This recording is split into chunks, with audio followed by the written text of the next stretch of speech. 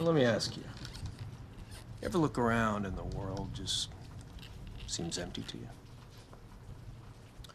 Oh, yeah. Has it ever occurred to you that maybe it's because you don't have God in your life? No. Never? Look, Joe. When I was a kid, I totally believed in God. But, you know, you grow up. Well, I did. I looked around, I said, Santa Claus, no evidence. The Tooth Fairy, no evidence. God, same thing. No evidence. And then you think, I wonder if I really need all these imaginary friends. So you think God's just a pleasant thing? Like it's easier to believe than not?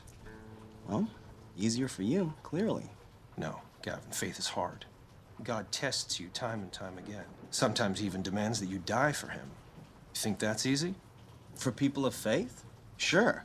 That's the problem. Like, I could never fly a jet into a building.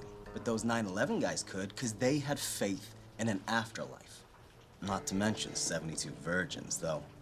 Why anyone would want virgins, I don't know.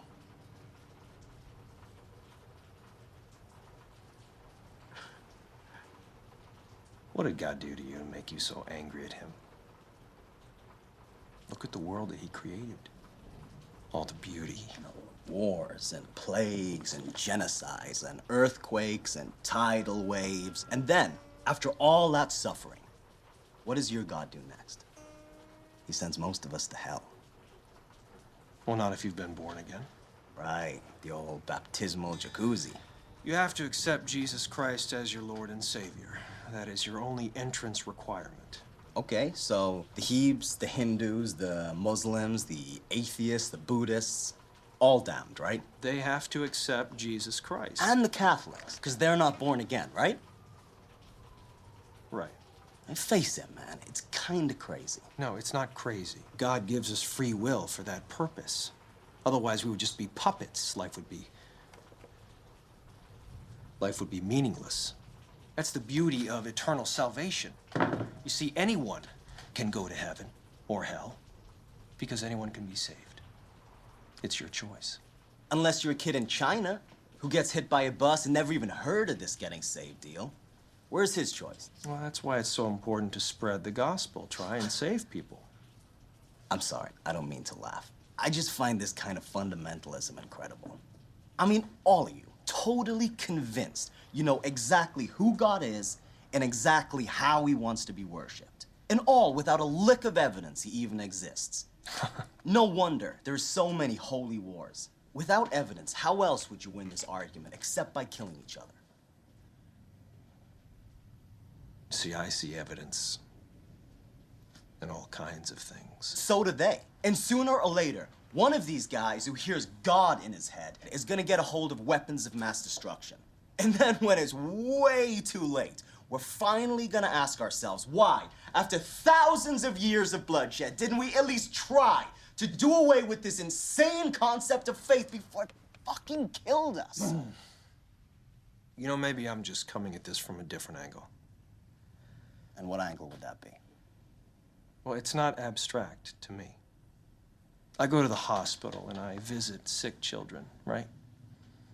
2 days ago, I was at the bedside of a dying child. His mother and father were killed in an auto accident. He's about to pass as well. And he asks me if heaven really exists. I say, yes, it does. It's where Mommy and Daddy are. About an hour or so later, he dies. With a smile on his face. So what would you have said in my place? Sorry, kid. No evidence. No. I probably would have told him exactly the same lie you did. But Joe, I'll tell you one thing I damn sure wouldn't have said, and that's, I'm sorry, kid, you're going to hell if you haven't been baptized. Lord, forgive this man for his hard heart and his blasphemy. I think he has suffered much more than he knows, and he needs your love and support now more than ever. No, Joe, I'm sorry, but you don't know a damn thing about me, and I don't need your help, or your salvation, or any other fucking bullshit you may have to offer. Don't swear in front of my wife! Gavin, I think you should leave.